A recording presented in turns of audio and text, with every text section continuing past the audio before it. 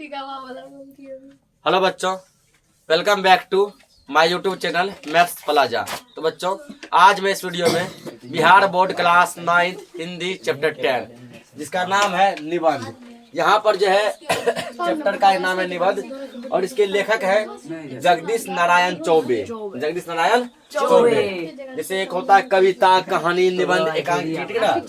तो कोई चैप्टर कुछ का नाम कुछ और दिया होता है, वो क्या होता है, कविता होता है, कहानी होता है या फिर निबंध होता है, ठीक है। यहाँ चैप्टर का ही नाम क्या दिया है, निबंध दिया है। और लेखक कौन है, जगदीश नारायण चौबे। पहले हम लोग जगदीश नारायण चौबे के बारे में जानते हैं, लेखक के बारे में जानते हैं।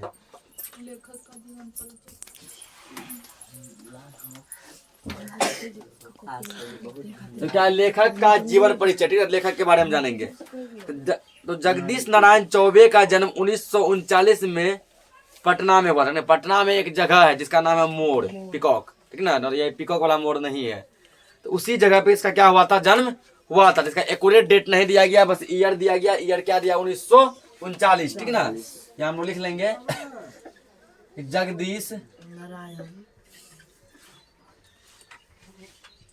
जगदीश नारायण चौबे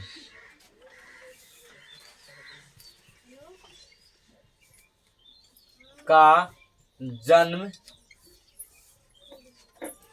1939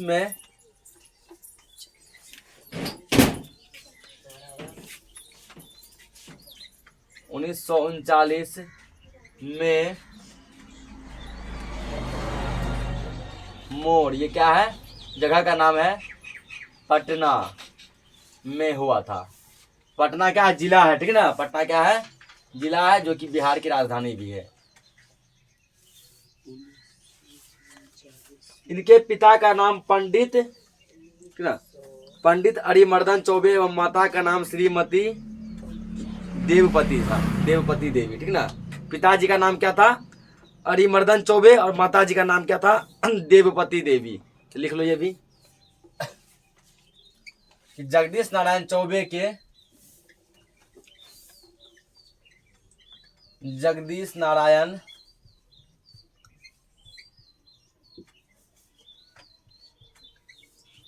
चौबे के पिताजी का नाम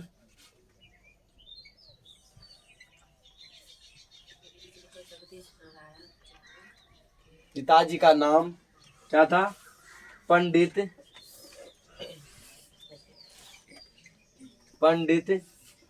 अरिमर्दन चौबे। पंडित अरिमर्दन चौबे और माताजी का नाम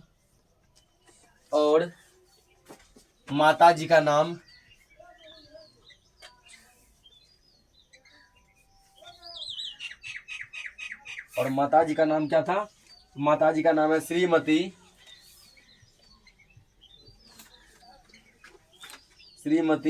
देवपति देवी।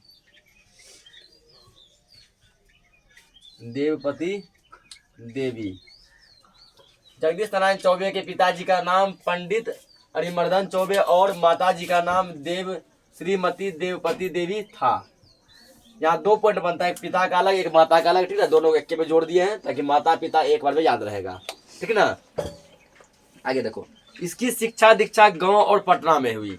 ये क्या किया, अपना पढ़ाई जो है गांव से किया, जो गांव क्या था, मोर गांव था। उसके बाद ये पटना से किए, ठीक है ना, क्योंकि पटना इसका जिला हुआ करता था। पटना विश्वविद्यालय से इन्होंने हिंदी में एमए और डीलेट किया, ठीक है ना। तो पूछेगा कि जगदीश नारायण चौबे ने कहाँ से एमए किया था, तो पटना विश्वविद्यालय से। विश्वविद्यालय को इंग्लिश में कहते हैं यूनिवर्सिटी, ठीक है ना। पटना यूनिवर्सिटी से ये क्या किए थे, एमए किए थे।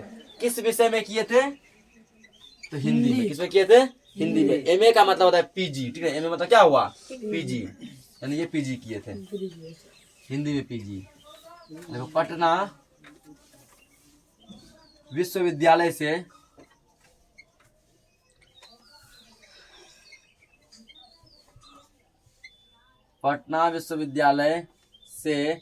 इन्होंने मतलब किसने, जगदीश नारायण चौबे ने, ठीक है ना।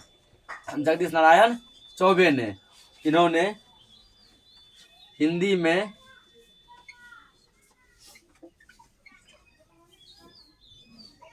में एमए किया।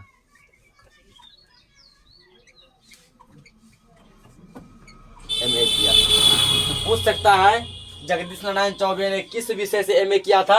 हिंदी से। किस यूनिवर्सिटी से किया था? पटना यूनिवर्सिटी। यूनिवर्सिटी को हिंदी में क्या बोलते हैं? विश्वविद्यालय। ठीक ना, ठीक ना। एमए किया 1951 ईस्वी में इसकी पहली कवि और पटना विश्वविद्यालय में ही अध्यापक बन गए। ठीक ना, ये क्या किए? पटना विश्वविद्यालय से एमए किए थे अपने टाइम में। ठीक, उसके बाद जब इसका पढ़ाई लिखाई जब पूरा हो गया, जब टीचर वगैरह कोर्स कर लिए, अब पटना विश्वविद्यालय में ही, ठीक ना, पटना यूनिवर्सिटी में ही ये क्या हुए तो टीचर बन गए। पटना विश्वविद्यालय में ही क्या बन गए?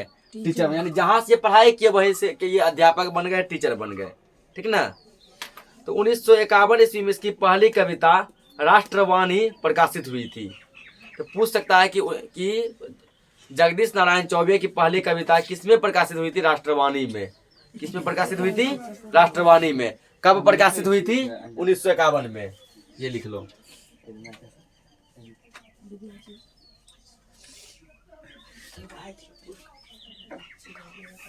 तो 1951 में इनकी पहली कविता, इनकी मतलब किन की? याद रखना, जगदीश नारायण चौबे की। इनकी पहली कविता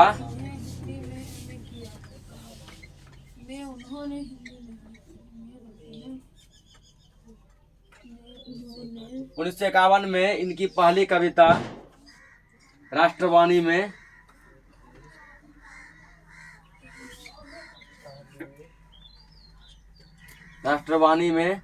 प्रकाशित हुई।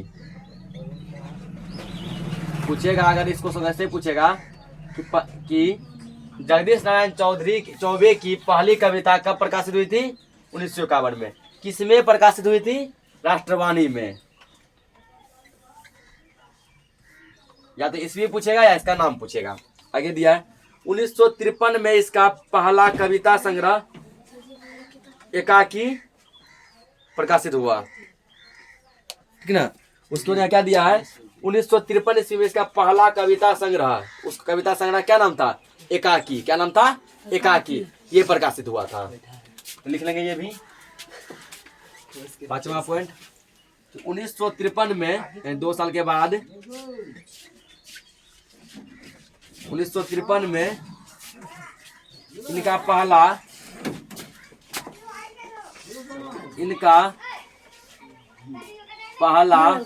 कविता संग्रह,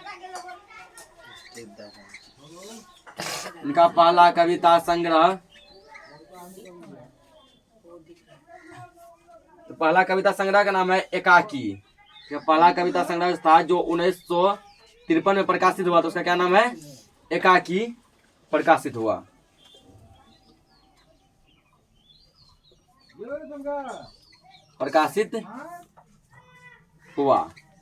ठीक ना। तो पूछ सकता है यहाँ पे ये सब जब भी पूछेगा ऑब्जेक्टिव में पूछेगा, और ये बहुत ही इंपॉर्टेंट सा पॉइंट है। ठीक ना, कि एकाकी जो है कब प्रकाशित हुआ था? 1953 में।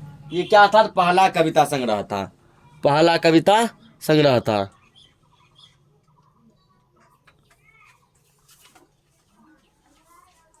आगे देखो, इसकी भूमिका शिवपूजन सहाय ने लिखी है। शिवपूजन सहाय पूछा कौन है? तो हिंदी का पहला चैप्टर जो पढ़ाए थे, कहानी का प्लॉट पढ़ाए थे ना, भगजोगनी वाला, उसी के लेखक कौन है? शिवपूजन सहाय। तो जगदीश नारायण चौबे की भूमिका कौन लिखे हैं? शिवपूजन सहाय लिखे हैं। ये पूछ सकता है कि जगदीश नारायण चौबे की भूमिका कौन लिखे हैं? शिवपूजन सहाय।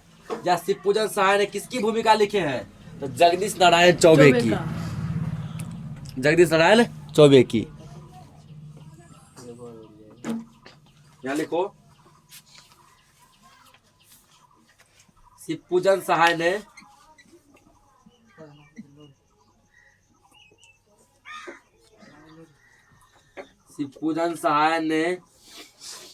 जगदीश नारायण चौबे की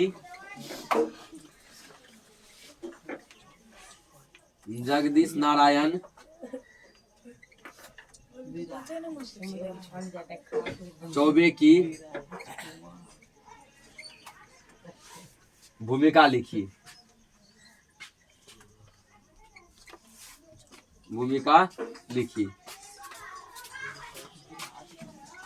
तो शिवपूजन सहाय ने किसकी भूमिका लिखी है?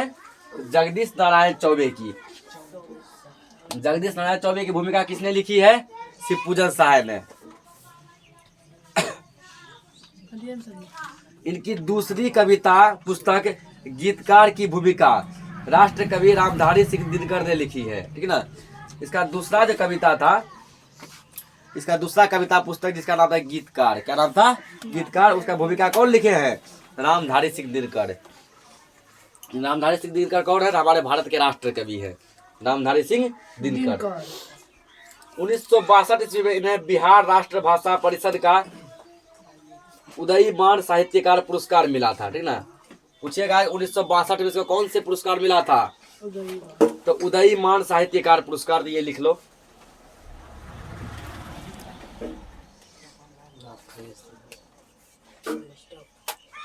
सातवां पॉइंट लिखेंगे 1962 ईस्वी में 1962 में या फिर ईस्वी में इन्हें मतलब किसे? जगदीश नारायण चौबे को इन्हें बिहार राष्ट्र भाषा परिषद का बिहार राष्ट्र भाषा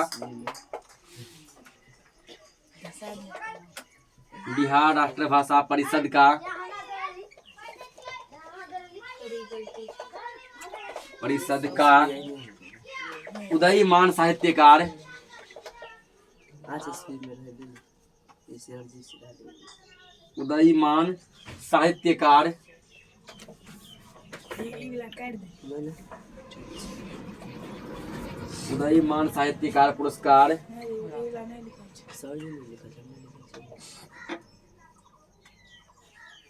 पुरस्कार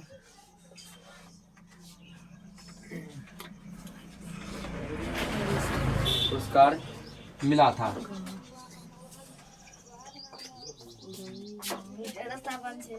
पूछ सकता है ना कि उदयीमान साहित्यकार पुरस्कार कब मिला था? तो 1962 ईस्वी में। कब मिला था? 1962 ईस्वी में, ठीक ना। उसके बाद किसको मिला था? तो जगदीश नारायण चौबे को। नोट हो गया होगा। अब हम लोग आगे देखते हैं। तो 1962 के बाद क्या हुआ? तो 2004 में जो है, ठीक ना, फिर एक पुरस्कार मिला था। तो 2004 में इसको बिहार राष्ट्र भाषा परिषद से एक पुरस्कार मिला जिसका नाम था साहित्यकार सम्मान मिला था। तो ये भी लिख लेंगे। कितना पॉइंट होगा? 8 नंबर।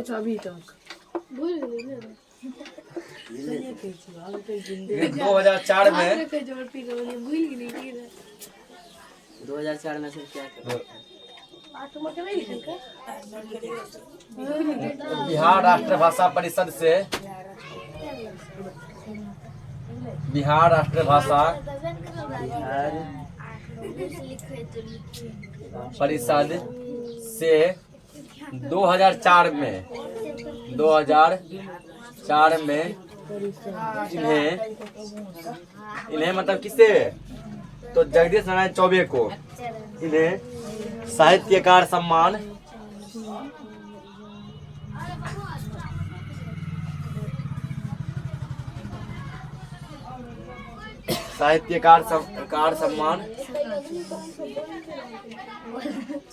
मिला। साहित्यकार सम्मान प्राप्त हुआ। पूछेगा साहित्यकार सम्मान कब प्राप्त हुआ था? 2004 में। किस परिषद से? बिहार राष्ट्र भाषा परिषद से। किसको मिला था? जगदीश नारायण चौबे को मिला था, ठीक ना। आगे दिया 1983 ईस्वी में बिहार राष्ट्र भाषा परिषद से उपन्यास की भाषा नामक पुस्तक प्रकाशित हुई जो इनके शोध का विषय भी था, ठीक ना। शोध का मतलब होता है रिसर्च। शोध का मतलब रिसर्च। इसके रिसर्च का विषय भी क्या था? उपन्यास की भाषा जो कब प्रकाशित हुआ था? 1983 ईस्वी में। कहाँ से प्रकाशित हुआ था? तो बिहार राष्ट्र भाषा परिषद से, ठीक ना।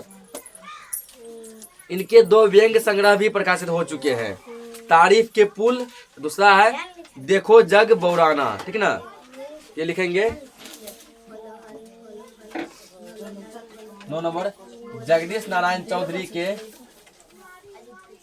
चौबे हाँ, जगदीश नारायण चौबे के व्यंग्य। व्यंग्य कौन कौन सा है, ठीक है ना। तो दो को ये व्यंग्य लिखे हैं। पहला है तारीफ के पुल,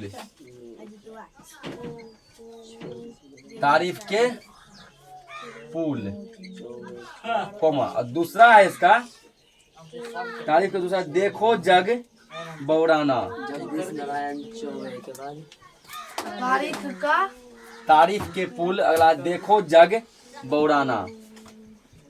ये दोनों का व्यंग है। पूछ सकता है कि तारीफ के पुल पाठ की कौन सी विद्या है, व्यंग। किसकी रचना है, तो जगदीश नारायण चौबे की। तारीफ के पुल जो दिख रहा है वो लिख लो। अरे इन्होंने बच्चों के लिए अनेक कविताएं और कहानियां भी लिखी है, ठीक ना। जैसे दादी का कंबल, ठीक ना, पिंड छूट गया, पीपल वाला भूत, दादाजी, गिरोह वाला बाबा, ये सब इसका कविता कहानी है। इंद्रधनुष कैसे बनता है, ठीक ना, इस भी इसका कविता कहानी का नाम है। अच्छे बच्चे, हंसते गाते गिनती सीखो, आदि बाल कविताएं खूब चर्चित है, ठीक ना। ये सब इसका बचपन का कविता है जो कि बच्चा को खूब मन भाता है, बच्चा को खूब पसंद पड़ता है। जैसे इंद्रधनुष कैसे बनता है, अच्छे बच्चे, हंसते गाते गिनती सीखो। पटना विश्वविद्यालय का गान गंगा तट पर ज्ञान हिमालय के इनके द्वारा ही रचा गया, ठीक ना।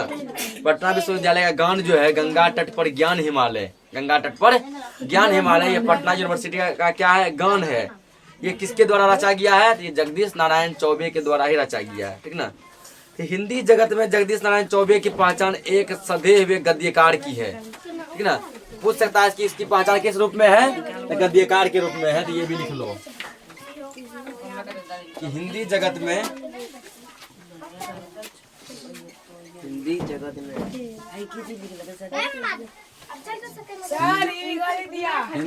में जगदीश नारायण चौबे की पहचान, जगदीश नारायण चौबे की पहचान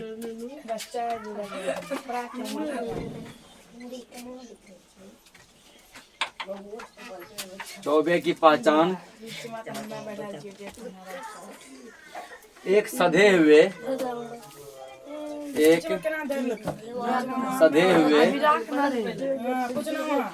हल्ला मत कीजिए, अभी बाहर जाइए। सधे हुए गद्यकार की है, सधे हुए गद्यकार की है।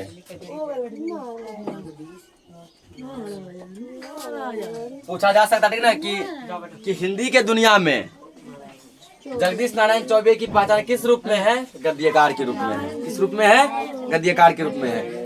प्रसिद्धि कवि नागा अर्जुन इनके गद्य की भूरी भूरी प्रशंसा की है, ठीक ना।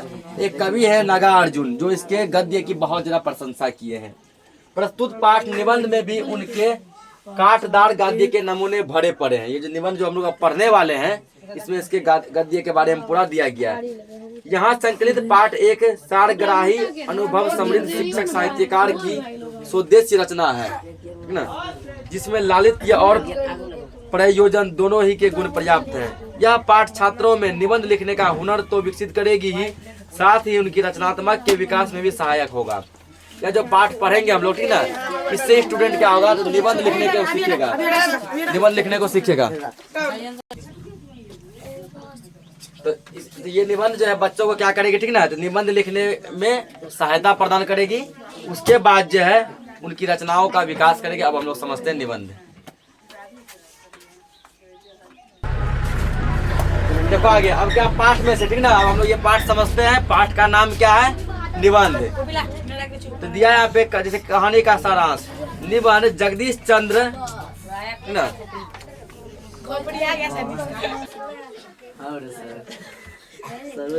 देखो यहाँ पे यह निबंध जो है जगदीश नारायण चौबे की प्रतिनिधि रचना है। पूछेगा कि ये निबंध जो है जगदीश नारायण चौबे की कैसी रचना है, प्रतिनिधि। कैसी रचना है, प्रतिनिधि। जगदीश नारायण चौबे एक ख्याति लब्ध गद्यकार हैं, जो अभी लिखा है। ये सबसे फेमस किसमें है, गद्यकार में। बहुत ही फेमस गद्यकार है। कौन, जगदीश नारायण चौबे, ठीक ना। ये क्या है, गद्यकार है। इस रचना में इन्होंने निबंध लेखन की कला पर प्रकाश डाला है। हम लोग निबंध कैसे लिखते हैं, ठीक ना, उसके बारे में इस रचना में जगदीश नारायण चौबे ने बखूबी बताया है कि हमें यदि निबंध लिखते हैं तो निबंध लिखने में कौन कौन सा पॉइंट को ध्यान में रखना चाहिए, किस प्रकार हम निबंध को लिखेंगे। प्रायः छात्र निबंध, हल्ला बिल्कुल नहीं करो, प्रायः छात्र निबंध लेखन की कला से परिचित नहीं होते हैं। बच्चे क्या करते हैं, निबंध लिखते तो हैं लेकिन निबंध लिखने की कला क्या है, निबंध कैसे लिखे, इससे वो परिचित नहीं होते, ठीक ना। वे परीक्षा के दिनों में इसके कारण परेशान होते रहते हैं। निबंध लिखने वो बचपन से नहीं सीखते हैं, अचानक एग्जाम में क्या होता है, निबंध पूछ दिया जाता है कि छात्र जीवन पे एक निबंध लिखें, आदर्श विद्यार्थी पे एक निबंध लिखें, अपने या फिर जो है अपने प्यारे कवि पे एक निबंध लिखें, स्वतंत्रता दिवस पे एक निबंध लिखें, किसी पर भी एक पॉइंट दे दिया, बच्चा का निबंध लिखने आ नहीं रहा है, क्वेश्चन 10 नंबर का लिखेगा, 10 नंबर मिलेगा, बच्चा परेशान है, बच्चा क्या है, परेशान है, ठीक ना। संसार की सभी वस्तुएं निबंध का विषय हो सकती है। वह दुनिया का जो भी विषय, तुम जिस भी चीज को देखता है हर एक कुछ पे निबंध लिखा जा सकता है। जैसे बोल दिया कि कोचिंग पे निबंध लिखो, ठीक ना, निबंध लिख सकते हैं। उसके बाद जैसे बोल दिया अपने विद्यालय पे निबंध लिखो, लिख सकते हैं। अपने पिताजी पर निबंध लिखो, लिख सकते हैं। 26 जनवरी, 15 अगस्त, ठीक ना, दुर्गा पूजा, छठ पूजा, किसी भी चीज पे हम लोग क्या करते हैं, निबंध लिख सकते हैं। दुनिया के हर एक चीज पे निबंध लिखा जा सकता है, ठीक है ना। हल्ला मत करो, देखो आगे, ठीक ना। निबंध के लिए कोई निर्धारित या निश्चित पृष्ठ संख्या नहीं होती, ठीक ना। उसके बाद बोला गया कि निबंध जो हम लिखते हैं इसका कोई पेज लिमिट नहीं होता कि 2 पेज लिखो, 4 पेज लिखो, 1 पेज लिखो, 5 पेज लिखो, मन है मेरा, ठीक ना। तुम किसी भी चीज के बारे में जितना लिख सकता है।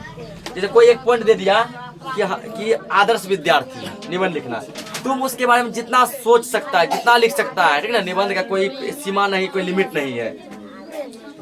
निबंध विचारों की सुनियोजित अभिव्यक्ति है, इसमें कसाव होना चाहिए, ठीक ना। ये क्या हमारे विचार हैं कि हम लोग जैसे दे दिया आदर्श विद्यार्थी, उसके बारे में हमारा क्या विचार है, हम क्या सोचते हैं।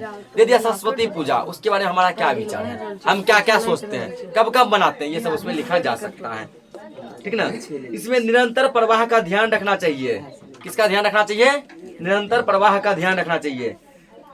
फ्रांसिस बेकन तथा रामचंद्र शुक्ल के निबंध अच्छे निबंध के उदाहरण है, ठीक ना।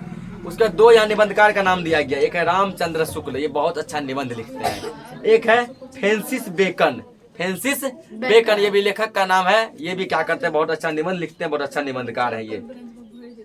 छात्र प्रायः निबंध को बड़ा मानते हैं, ठीक ना। छात्र क्या करते हैं, निबंध को बड़ा बनाते हैं। स्टूडेंट क्या करता है, निबंध को सोचता है जितना लंबा लिख देंगे ना उतना ज्यादा नंबर मिलेगा, ठीक है। जितना बड़ा लिखेंगे उतना ज्यादा क्या मिलेगा, नंबर मिलेगा, उतना बड़ा बनाते हैं। लेकिन नहीं, इसमें तुम पॉइंट का ध्यान रखो कि लंबा नहीं, कितना आकर्षक लिख सकते हैं। आदमी को हमारा निबंध कहीं पढ़ने में बोरिंग तो नहीं लग रहा है।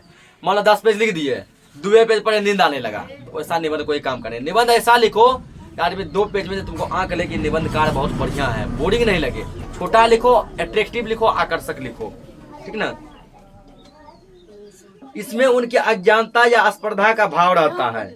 अच्छे निबंध के लिए कल्पनाशीलता की जरूरत होती है। अच्छा निबंध वही है जिसमें तुम कल्पना कर सकता है, सोच सकता है, थिंकिंग कर सकता है कोई भी चीज के बारे में। जिस चीज के बारे में निबंध लिखना हो, जैसे कि एक अच्छी पुस्तक, इसके बारे में निबंध लिखना है, ठीक है ना। या फिर रामायण के बारे में निबंध लिखना, सोचो उसके बारे में, ठीक है ना। अच्छी अच्छी बातें कितना तुम सोच सकता है। कल्पना कलाकारों के साथ साथ वैज्ञानिकों के लिए भी आवश्यक होती है। कोई भी कलाकार के लिए कल्पना आवश्यक है ही, इसके अलावा जो है वैज्ञानिक के लिए भी क्या है, तो कल्पना बहुत ही ज्यादा आवश्यक है। कल्पना मतलब थिंकिंग, सोचना, किसी भी चीज के बारे में अध्ययन करना। उसके बाद जैसे दिया है, सही जानकारी के अभाव में महाविद्यालय में पढ़ने वाले छात्र भी गाय पर लिखे निबंध में वही बात लिखते हैं जो 4वीं 5वीं का छात्र लिखता है। अब जैसे तो गाय पर लेख, गाय पर लेख, लेख का मतलब निबंध, ये बच्चे को बचपन से मिलता है ना। तो अगर बच्चा को सही ज्ञान रहा तो 2-3 क्लास का बच्चा क्या करता है, उसको थोड़ा गलती लिखता है। 4-5 क्लास का बच्चा थोड़ा और सही लिखता है, 9-10 का बच्चा और सही लिखता है। अब महाविद्यालय में तो डिग्री कॉलेज में, मतलब कि BA में पढ़ने वाला बच्चा, उसको पूरा क्या कहता है, सुव्यवस्थित तरीके से पूरा है, पूरा शुद्ध लिखता है ना। अगर ज्ञान का अभाव है, तो मैट्रिक इंटर का बच्चा हो या BA का बच्चा हो या PG का बच्चा हो, वो भी गाय पर लेख वही निबंध लिखेगा जो कि 4-5 क्लास का बच्चा लिखता है। वही यहाँ लेखक बोले हैं, सही ज्ञान के अभाव के कारण जो है गाय पर लेख भी है ना, महाविद्यालय का बच्चा, महाविद्यालय मतलब कॉलेज का बच्चा भी वही लिखता है जो कि 4-5 क्लास का बच्चा लिखता है। क्यों? क्योंकि उसके पास ज्ञान का क्या है? अभाव है। यदि ज्ञान का अभाव नहीं होता तो वो शुद्ध शुद्ध लिखता। आगे देखो, चौथी पांचवी का छात्र गाय पर लिखे निबंध में परिचय, आकार, प्रकार, खान पान, लाभ, हानि, उपसंहार ये सब लिखता है। परिचय मतलब कि गाय एक चौपाया जानवर, मतलब परिचय दिया, गाय को 4 पैर होते हैं, गाय एक पालतू जानवर, ये लिखता है। उसका आकार लिखता है, ये बड़ा होता है, छोटा होता है, मोटा होता है। खान पान लिखता है, ठीक ना, गाय घास खाती है, भूसा खाती है। उसके बाद जो है लाभ लिखता है, गाय को पालने के अनेकों लाभ है। गाय गोबर देती है, दूध देती है, इसके दूध से ये बनता है, गोबर से ये बनता है, ठीक ना, खाद बनता है, ये सब लिखता है। उसके बाद जो है और क्या लिखता है? अंतर रिजल्ट लिखता है, गाय हमारे लिए किस प्रकार उपयोगी है। जबकि महाविद्यालय के छात्र को गाय पर निबंध लिखते समय किन किन बातों को ध्यान रखना चाहिए? कृषि का ध्यान रखना चाहिए। कृषि यानी खेती, ठीक ना, गाय जो है खेती के लिए किस प्रकार हमारे लिए उपयोगी है। गाय क्या हमारे लिए खेती के लिए किस प्रकार उपयोगी, यानी कि कॉलेज के बच्चे को कृषि पे ध्यान रखना पड़ता है। कृषक, ठीक ना, किसान जो है गाय का उपयोग किन किन रूपों में कर सकते हैं, ये उपयोग रखना पड़ता है। डेयरी फार्म, यदि कोई व्यक्ति जो है डेयरी समझता है ना, जहाँ पर दूध का भंडार होता है, दूध के उद्देश्य से गाय को पालता है तो उसका क्या क्या उद्देश्य हो सकता है, ये सब चीजों को ध्यान रखना पड़ता है। किसके लिए? संस्कृति, गाय को पालने क्या संस्कृति है, हमारे पौराणिक जीवन से गाय का क्या महत्व जुड़ा हुआ है, ठीक ना। राजनीति, गौशाला, चारागाह, मूल्य वृद्धि, इन सब मुद्दों का ध्यान रखते हुए उसको निबंध लिखना पड़ता है। किसको? तो कॉलेज के बच्चों को। निबंध में कल्पना के साथ साथ व्यक्तिगत अनुभव का भी महत्व होता है, ठीक ना। कल्पना तो हम लोग सोच सकते हैं, लेकिन तुम कितना सोचेगा? यदि कोई चीज जो है, मान के तुम केवल नाम सुना है, उसके बारे में 10 लाइन 20 लाइन 50 लाइन सोचेगा ना। यदि कोई चीज तुम लोग अपने जीवन में किया है, उसके बारे में सोचेगा तो सोचबे करेगा, तुमको उसका अनुभव है, पता है ना। जैसे मान के चलो कि कहीं हमको जाना है, गए नहीं है, खाली मैप देख के जाएंगे, चल तो जाएंगे, लेकिन वहां बौख जाएंगे। कोई ऐसा जगह है जहाँ हम एक बार 2 बार जा चुके हैं, अब देखो वहां पे जब तुम जाएगा ना, बौखेगा नहीं। तुम्हारे दोस्त में, तुम्हारे संग में जो दोस्त जाएगा, जो फ्रेंड जाएगा, उसको भी दिखाएगा, चलो ना वहां पर ये है, वहां पे ये है, बोलते हैं ना, तो उसका हमको अनुभव है, वहां हम गए हुए हैं। इसी तरह बोला कल्पना के साथ साथ महत्व भी इम्पोर्टेंट। कल्पना मतलब सोचना, महत्व मतलब कि अन्य महत्व अनुभव मतलब कि तुम यदि उसको यूज किया है। कल्पना के द्वारा किसी विषय से परिचित होकर उस आधार पर अपना अनुभव गढ़ा जा सकता है। कल्पना पर मतलब किसी विषय के बारे में तुम सोच कर तुम उतना ही लिख सकता है जितना तुम सोच पाया है, ठीक ना। यदि तुम वहाँ गया है, तुमको अनुभव है, तो तुम हर एक कुछ के बारे में लिख सकता है, टोटल तुमको जानकारी वहाँ पे दे सकता है, ठीक ना। इसी के साथ जो है ये चैप्टर क्या हो गया खत्म। मिलते हैं हम लोग नेक्स्ट चैप्टर में, तब तक के लिए जय हिंद। इसमें एक भी पॉइंट नहीं बना।